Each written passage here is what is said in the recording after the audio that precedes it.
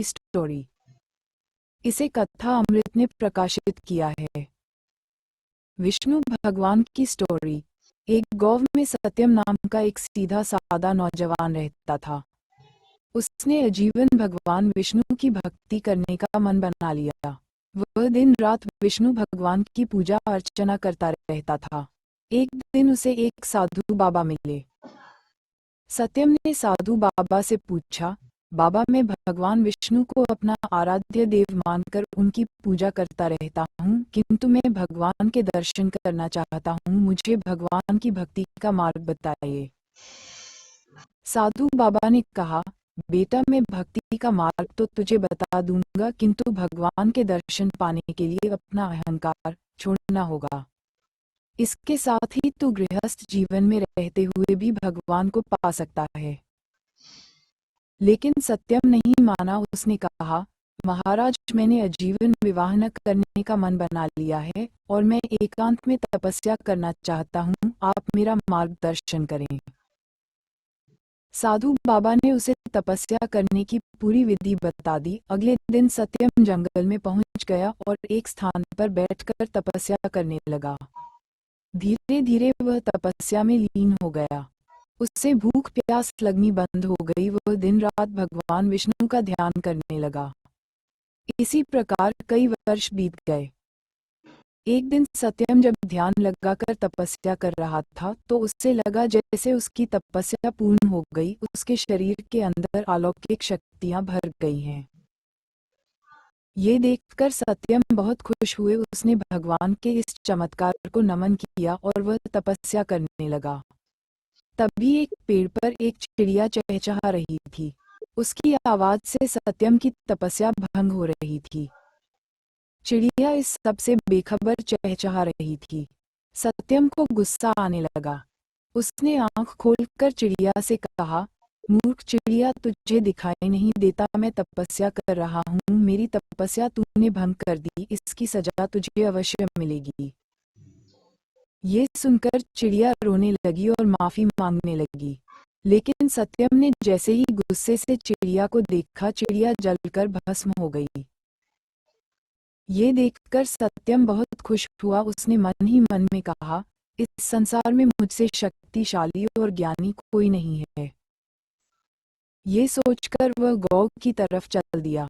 सत्यम बहुत सालों के बाद गौ में आया था। उसे कोई पहचान नहीं पाया। सत्यम एक घर के पास पहुंचा और उसने कहा, माई बाबा आए हैं, भिक्षा दो। घर के अंदर से कोई आवाज नहीं आई। कुछ देर इंतजार करने के बाद सत्यम ने फिर कहा, माई भिक्षा दो।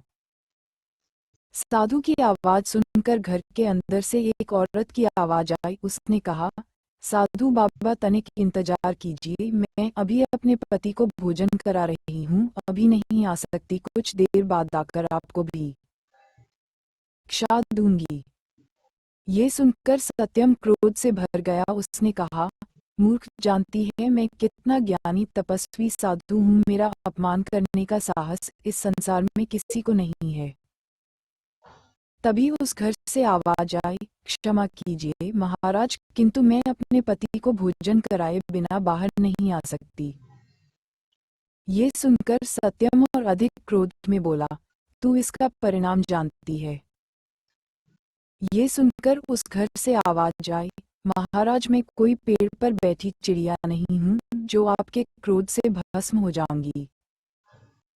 ये सुनकर सत्यम आश्चर्य में पड़ गया। उसने कहा, तुझे ये सब कैसे पता? तब उस घर से आवाज आई, महाराज, यहाँ से कुछ दूर पर एक कसाई की दुकान है, आप वहाँ चले जाइए, आपको आपके प्रश्नों के उत्तर मिल जाएंगे। सत्यम उस दुकान की ओर चल दिया। वह दुकान पर पहुंचा तो उसने देखा एक कसाई मांस बेच रहा था। सत्यम को देखकर वह दुकान से बाहर आ गया। सत्यम उससे पूछता, उससे पहले ही कसाई ने कहा, महाराज, आपको उस औरत ने भेजा है जो अपने पति को भोजन करा रही थी। ये सुनकर सत्यम ने कहा, तुम्हें ये सब कैसे पता? वहां तो उस समय कोई नहीं था। तब उस कसाई ने कहा, महाराज, आप मेरे साथ मेरे घर चलिए, वहां आपके सभी प्रश्नों के उत्तर मिल जाएंगे। सत्यम आश्चर्य से कसाई के साथ उसके घर पहुंच गया।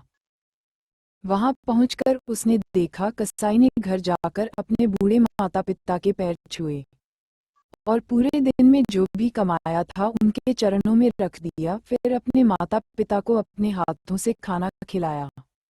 उसके बाद उनके पैर दबाता रहा। जब वे सो गए तब वह कसाई सत्यम के पास आकर बैठ गया।